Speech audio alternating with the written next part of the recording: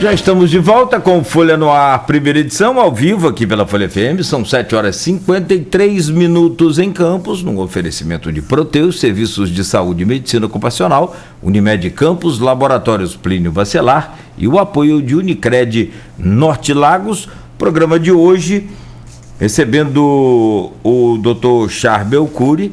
Ele é médico e epidemiologista e subsecretário de Atenção Básica e Vigilância Sanitária de Campos. No bloco anterior, doutor Charbel, a gente comentava sobre uma espécie de uma retrospectiva, um balanço, um levantamento aí dos erros, acertos, das tentativas, né, que lhe tiraram o sono durante algum período aí nesse momento do desconhecido, e eu gostaria que o senhor então apresentasse esses dados e esse levantamento. Mas antes eu vou refazer aqui a pergunta da Adriana Gonçalves. Ela também é educadora, está lá no grupo de WhatsApp do programa, e acho que com tanta pergunta que a gente fez no bloco anterior, ficou essa sem responder. Dr. Charbel, com o avanço da nova variante Ômicron, é possível prosseguir com a organização do início do ano letivo 2022 com aulas presenciais? Ou melhor, se pensar também em um plano B? Por favor, doutor. Adriana, eu não penso em plano B no momento, tá? O que nós temos discutido é que o retorno presencial às aulas é um caminho sem volta, certo? Principalmente porque, vamos lá, nós temos uma arma, a vacina.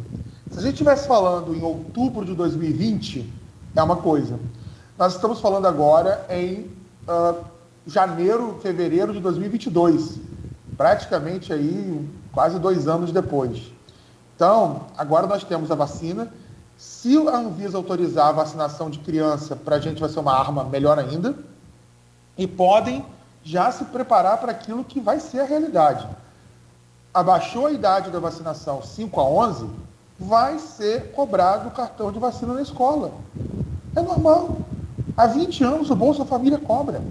Tomara que esse Auxílio Brasil, né, que deixa para lá, é uma discussão que eu prefiro que a Luísa discute para a questão mais política, mas eu queria que fosse associado a essas políticas públicas que são importantes. E não só a distribuição de dinheiro, né? Nesse ponto, o Bolsa Família tinha esse lado positivo, né? De que você tinha a criança estar na escola, tinha a criança estar com o cartão de vacina em dia, fazer a pesagem. Inclusive, a gente está fazendo, o Rodrigo está coordenando esse trabalho do Bolsa Família nas unidades básicas de saúde até 31 de dezembro, para quem está com atualização aí para fazer, né, dos cadastros, por favor, faça, é importante. Enfim, então, eu penso escola presencial um caminho sem volta. Como educador, eu não consigo pensar mais no ensino remoto, principalmente, agora eu vou dar uma experiência de faculdade de medicina, né, de ensino remoto presencial, né, a readaptação dos alunos. A aula presencial foi muito ruim, tá? Porque quando a gente trouxe o pessoal para a aula presencial e foi dar a prova presencial, era prova tudo online, meu Deus, que sofrimento. Foi pesado. Eles tiveram dificuldade para se adaptar. Porque a dura realidade da vida presencial em relação à prova, em relação a tudo que é presencial, é meio assustador, né? E eu acho que para as crianças e para os adolescentes, muitos deles, eu sei que meus pacientes sentiram isso, Luiz, não sei qual a experiência que vocês estão tendo aí, foi horrível a aula online, né? Muitas crianças não conseguem prender a atenção. É curioso, né? Elas prendem a atenção no YouTube 2 horas seguidas, mas na aula não prendem, na aula online. Deveria ser o contrário, né? Então, eu acho que o presencial tem um lado muito positivo. A criança na escola tem os encontros sociais, tem os encontros, as brincadeiras, as atividades lúdicas, e eu acho que é um caminho sem volta, em minha opinião pessoal. Tem várias perguntas aqui no grupo, inclusive em relação a outras doenças, Charbel. É um problema que a gente vive desde 2020, mesmo antes da vacina, O surgimento da Covid transformou esse novo vírus em eixo da questão de saúde pública. A gente sabe que a Covid é muito importante, é a pandemia mais grave que a humanidade enfrenta em 100 anos, desde da gripe espanhola, mas a própria H1N1 continua sendo um problema, que foi o que gerou a gripe espanhola, né, lá no início do século XX, entre 1918 e 1920. E a gente tem, por exemplo, agora um surto de H1N1 na cidade do Rio de Janeiro. E tem várias perguntas aqui em relação a isso. O Arthur Guzmão, por exemplo, advogado, procurador do município, procurador de carreira, pergunta aqui, Dr. Charbel, podemos dizer que estamos vivendo uma pandemia de gripe? Hoje, quer dizer, no caso ontem, na hora do almoço na Unimed, tinha 30 pessoas na minha frente para serem atendidas com os mesmos sintomas. Antibiótico, corticoide, graças a Deus, e ficar de molho, pois a barra está pesada, que Deus nos ajude. E tem também aqui a pergunta de um seu colega, que foi entrevistado, inclusive, ontem aqui do programa, o Leonardo Ferraz, médico cardiologista e presidente da Unimed. Ele pergunta também aqui a você, e é a relativa pergunta do Arthur. Dr. Charbel, existe alguma possibilidade de revisão das faixas de medidas de restrição sanitária por conta da variante Ômicron e o concomitante aumento da incidência de influenza em nosso município? Influenza H1N1, só para oferecer ao ouvinte. Qual é a atual cobertura vacinal populacional do município em relação à influenza e à segunda dose anti-coronavírus? Vamos lá. Primeiro, agradecer as perguntas do Arthur, do Dr. Leonardo, pessoas que eu admiro muito. Em relação à primeira pergunta, eu acho que em relação à gripe, né, esse vírus não é H1N1, é H3N2, é um vírus de gripe comum, mas ele fez uma variante em relação ao vírus da vacina. Então, ele está bem diferente do vírus da vacina. Então, é uma variante mutante, assim como a Ômicron foi da coronavírus, esse H3 ele é uma variante Darwin, variante diferente, que não tem uma proteção muito boa da vacina, por isso que muita gente até vacinada está doente. Tá? Acredito eu, Aloysio, que toda vez que você mexe com a natureza reage contra você. Eu coloquei isso no grupo ontem com o prefeito, o vice-prefeito, o grupo, que era o seguinte: no momento que você tem 2 anos de Covid mandando, não dá para as outras doenças entrarem. É um vírus de alta transmissão. O R0, que é o fator de transmissão do Covid, é muito alto. Mas você fez uma intervenção de saúde pública absurda, vacinação. Então, quando você vacina, você vai meio que enfraquecendo aquele vírus. É igual a facção criminosa. Sai uma, a outra toma o poder. Ela vai ocupar aquele nicho ecológico. E aí, o vírus da gripe, aproveitando dessa falha, né, do lixo ecológico causado pela variante, pela Covid, ela ocupa automaticamente. Mas com um ingrediente a mais. Qual é o ingrediente a mais? Aí vem a pergunta para você, que é um jornalista, mas é um agente de saúde pública, muito inteligente.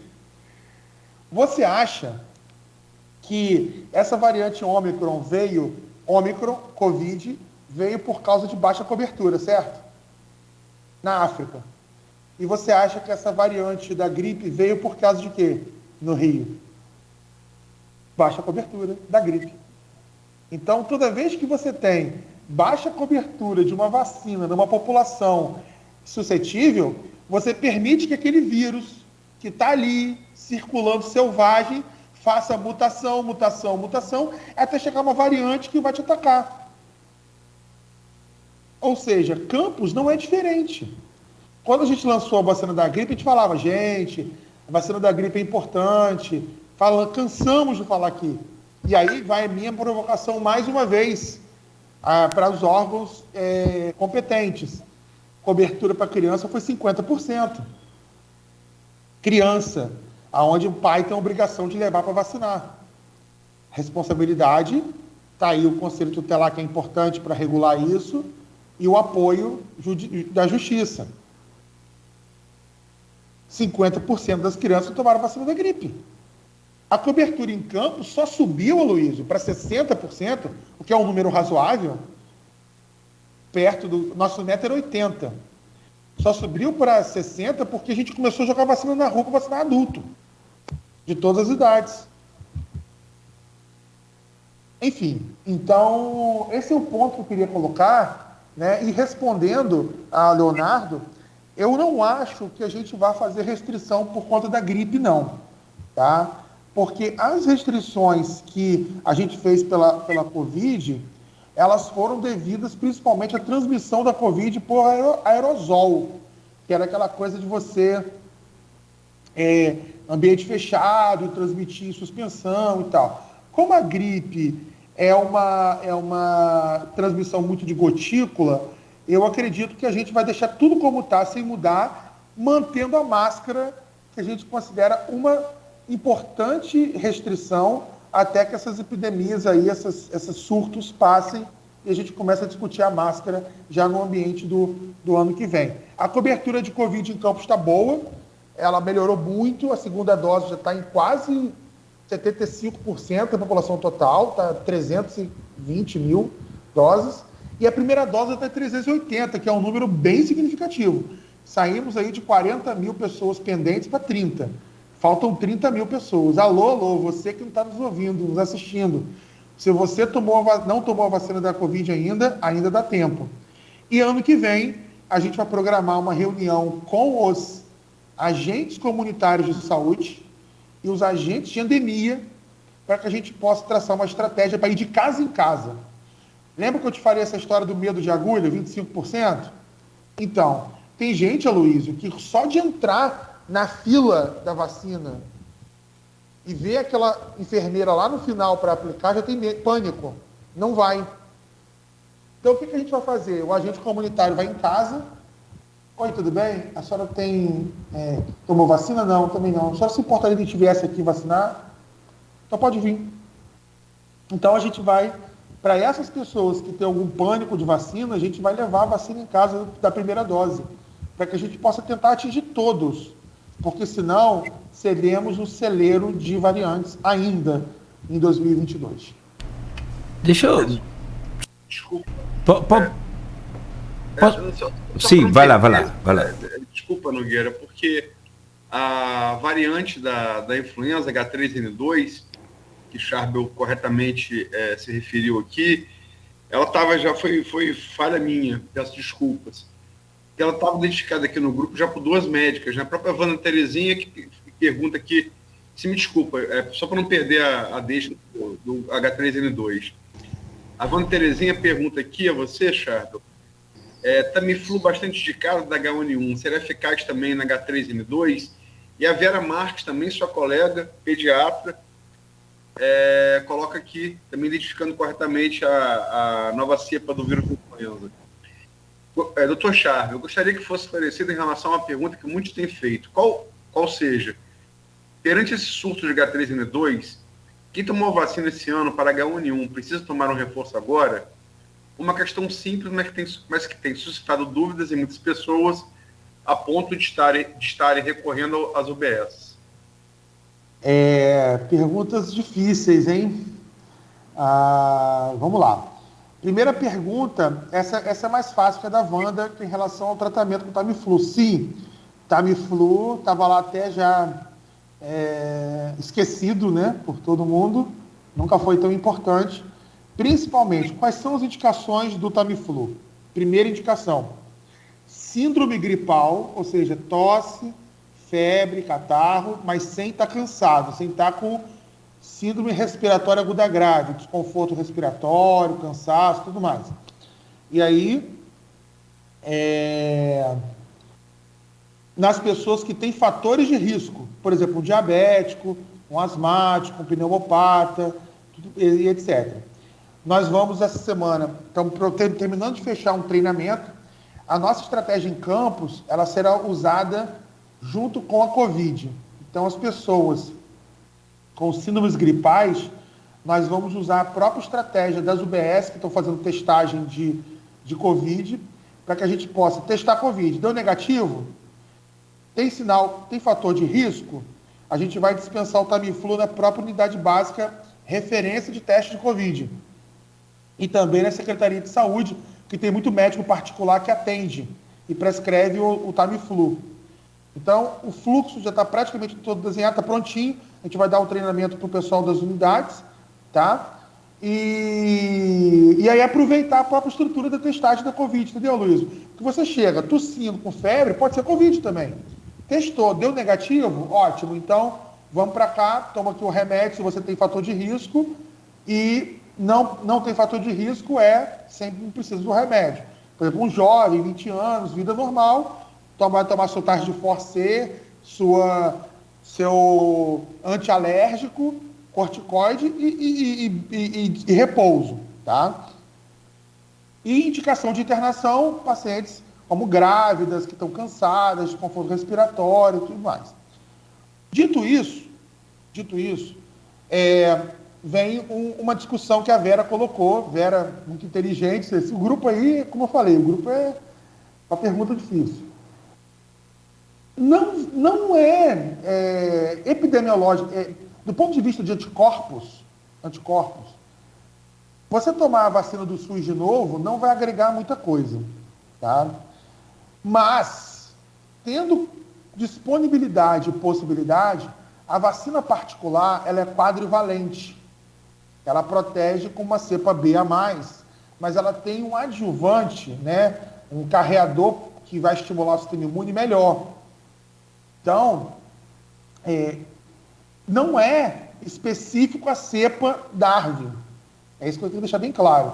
A cepa do Rio. Mas ela vai gerar um estímulo para ajudar você numa resposta mais ativa, mais robusta para aquele momento. Então, assim, minha opinião é que a vacina do SUS, ela é para quem não tomou nenhuma, precisa dela, é importante, mas quem pode, a vacina particular, muitas vezes agora, ela já está com preços promocionais, está bem baixo o preço, né? Eu até acho interessante essa discussão de vacina, né? Porque quem tem clínica de vacina, existe a questão do preço e a questão do valor, né? O valor que você dá a uma vacina que você faz extra e o preço que ela custa, né? Essa é uma discussão interessante. Por exemplo, eu vejo muita gente botando uma unha de acrigel. Você sabe quanto custa manter uma unha de acrigel? R$150 por mês. Você sabe quanto custa hoje uma vacina de gripe particular para você no final em dezembro? 90, 80, R$100. E é uma vez só. Então, assim, a gente tem que pensar na vida no que é valor e no que é preço. Essa é a discussão que eu coloco sempre. Tá? E essa é a discussão que eu coloco para exemplificar muitas coisas da vida. E eu vou dar esse exemplo mais uma vez para você. Quando minha mãe ela fez 60 anos, aí ela vai brigar comigo, estou dando exemplo dela. Eu levei ela para a clínica do professor Nélio, na Provacina. Eu gastei nela uns R$1.500 em vacina. Com felicidade. Por quê?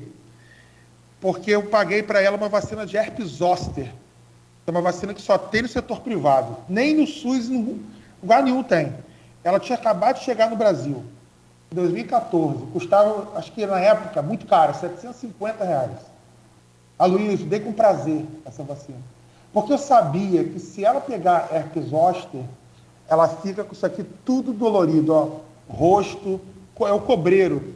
E o herpes zoster facial leva a progressão no cérebro e participa de uma pequena evolução para acidente vascular cerebral, quando aqui na região cerebral, na região cefálica, né, da cabeça. Fora que eu dei vacina de meningite e tudo mais, para complementar o calendário. Enfim, então, valor e preço. Isso é uma coisa importante para a gente colocar sempre e pesar na vida. Tá certo? Por isso que vacina do SUS de novo, não acho que vai agregar muito valor. Mas quem pode fazer a particular, minha opinião pessoal, é que ajudaria muito por causa do adjuvante do carreador que ele vai trazer de anticorpo. A metade da minha pergunta o senhor já respondeu, foi ótimo, excelente. Nós tivemos um caso aqui dessa herpes com um companheiro nosso aqui de trabalho também, que acabou depois falecendo, já pela idade também, mas sofreu muito. E Cláudio, quem teve herpes zoster ainda pode tomar a vacina de 6 meses a 1 ano depois do episódio, tá? Porque ele pode seguir com dores herpéticas. Inclusive, Aloysio, se você quiser depois fazer um dia discutindo com os donos de clínicas, né, Nélio, a Carlos Hamilton, o pessoal, é legal essa discussão, porque existem calendários de vacinação que são complementares ao Ministério, e eles ajudam muito nessa questão de você proteger a questão individual e a questão coletiva. O município, ele dá as vacinas do calendário básico, mas existem algumas outras doenças que o SUS não protege e que o calendário particular dá como proteção adicional, né? E é interessante essas discussões também, né? E isso hoje é cada vez mais disseminado. A SBIM dá muita entrevista no Globo, na Folha de São Paulo, sempre colocando essas discussões sobre os calendários complementares. Só para fechar, a vacina então do SUS, que o senhor falou para a gripe, está disponível na rede em Campos. Quem quiser, procura onde, como que é esse intervalo, essa logística entre a vacina da Covid e a vacina da gripe? Intervalo não tem mais, era 15 dias, acabou. Agora não tem mais intervalo de Covid e gripe, tá? Gripe, pela procura alta nos postos, ela tinha acabado, vão chegar agora umas 3 mil doses que a gente vai colocar nos postos, e vamos deixar uma reserva técnica dentro da secretaria para gestante, porque das prioridades todas, a mais importante é a gestante. E também a criança, mas a criança já tem um posto específico, que é a cidade da criança. Então, assim, se a cidade da criança é específico para a criança mesmo, então não tem por que a gente limitar lá na criança, mas na Secretaria de Saúde, a gestante que procurar a Secretaria de Saúde vai ter vacina da gripe para ela, tá? Porque quem não tomou esse ano, 2021.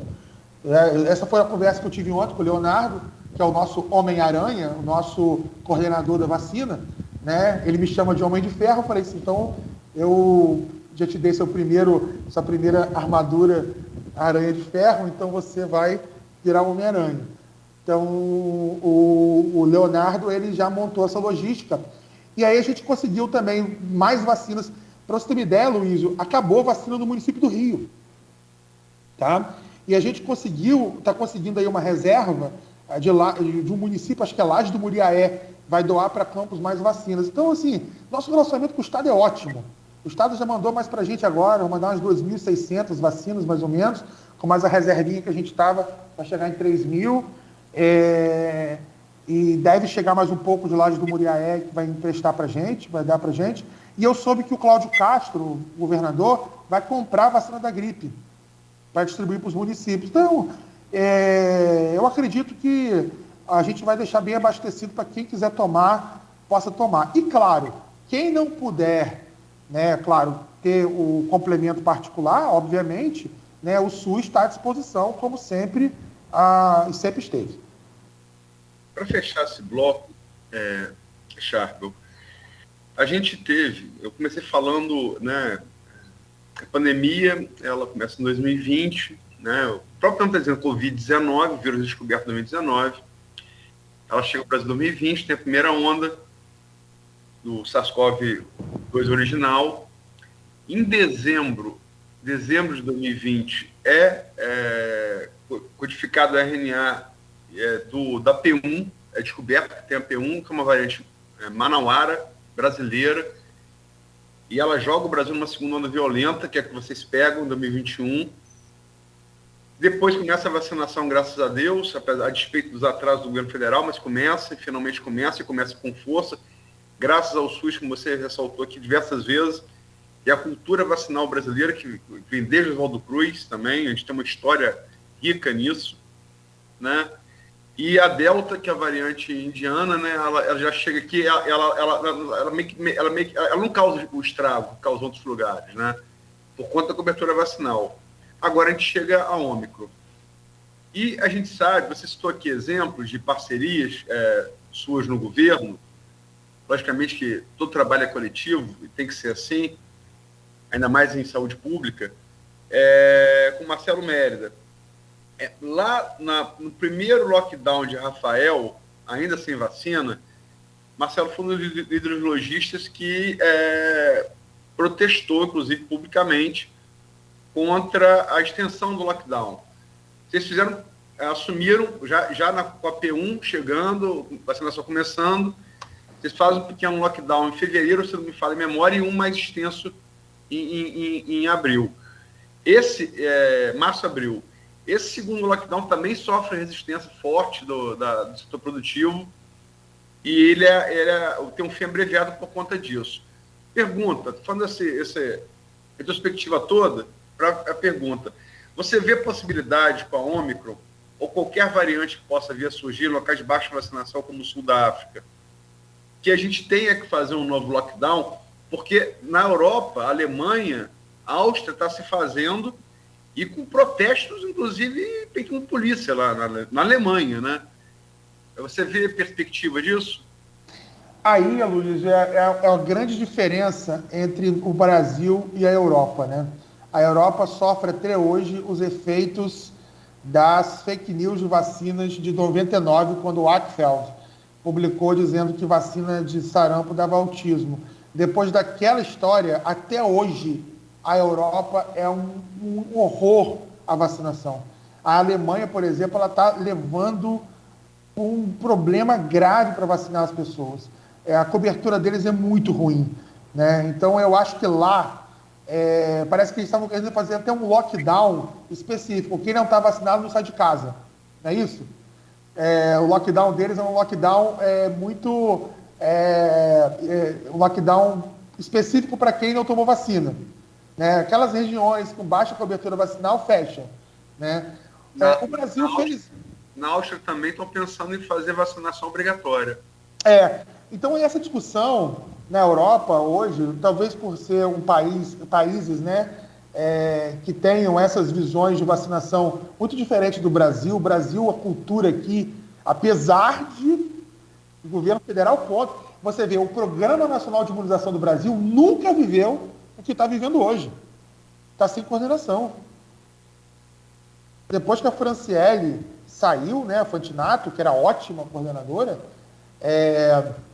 estamos sem coordenador. Por quê? Porque o líder da nação, ele é que manda na coordenação de imunização. A decisão técnica, pelo que me lembre de adolescente para cá, eu não consigo me lembrar de um momento em que as decisões de vacina foram tão politizadas e foram tão retiradas do lado técnico. Mesmo assim, a despeito disso, nós já temos uma memória vacinal aí de anos e anos. Então, isso eu acho que é um fator positivo para que a gente não pense em lockdowns severos. Entretanto, se você fosse me perguntar hoje quais são as coisas que eu faria diferente, né? É muito fácil falar o que eu faria diferente e o que eu acho que a gente poderia ter melhorado, errou e tudo mais, versus outras coisas. Penso nós que aquele lockdown de janeiro, agora sim, né? Vou ser bem sincero, tá? Sendo bem sincero. Penso eu que o de janeiro, ali a gente errou, tá? Eu sou muito sincero, da mesma maneira que eu peço desculpas, assim, eu sei falar do lado bom. Então, eu acho que em janeiro a gente foi muito em cima da hora a comunicação desse lockdown. Acho que a gente estava aprendendo ainda no início do governo. Mas, claro, a gente estava muito assustado com os números que estavam acontecendo. Então, o gestor, ele pensa sempre na vida, em proteger a vida.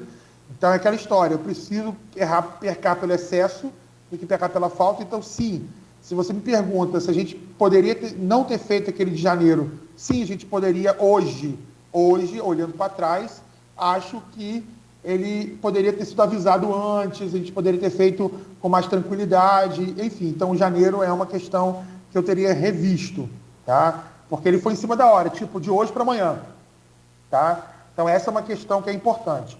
Outra questão também que eu considero que foi um erro é o início da vacinação em fevereiro, quando a gente começa a vacinar os idosos, tá? Não sei se você se lembra, mas as filas da UENF com idosos muito velhinhos, assim, ela estava muito grande e a gente não dimensionou a idade, 90 anos, 91, 92. Ali também foi um erro. Eu sei um por um, tá? Porque da mesma maneira que a gente aceita os acertos, a gente aceita os erros. Então, depois daquilo ali, a gente foi aprendendo como que a gente poderia dimensionar uma campanha de vacinação gigantesca com poucas vacinas para muitas pessoas. Outra questão que a gente poderia rever também era a questão da primeira dose da Coronavac. Eu não sei se você lembra, a gente colocou a primeira dose para todo mundo e não guardou a segunda dose. Hoje, por orientação do Pazuello na época. Mas aí a pergunta é, Pazuello tem moral para dar indicação, para dar orientação? Então, hoje eu fico pensando, será que essa foi a melhor indicação? Né? É aquela história, né? Você está num bosque e vem um lobo mau e fala, siga aquele caminho. Será que era o melhor caminho? Por quê? Porque eu achava que distribuir uma vacina para todo mundo era melhor do que guardar a segunda dose. Não sei, o tempo dirá. Enfim, então são questões que a gente coloca para análise com o tempo. O fato é que conseguimos debelar como uma das cidades primeiras do estado, né, da região, a conseguir refrear a crise. A gente distribuiu uma dose, mas assim, a segunda dose alguns atrasou, tá? Mas a gente conseguiu colocar todo mundo em dia. O bom é que chegou a terceira dose da Pfizer e aí levantou o anticorpo de todo mundo, tá? Mas eu fico pensando aqui comigo, né, porque na época houve essa falha da entrega da Coronavac, né? Se eu teria feito diferente hoje, sabendo que não teria naquele momento. Mas no calor da emoção e no calor da tensão, você pensa assim, eu preciso salvar o povo. E salvar o povo com uma dose é melhor do que duas. Então é uma questão que eu coloco hoje para pensar. Valeu a pena? Eu estou sendo muito sincero, tá? Como muitas vezes eu sou, mas e a última coisa que eu coloco, né, é a redução das restrições. Será que a gente não foi muito lento nessa retirada? A gente poderia ter sido mais rápido?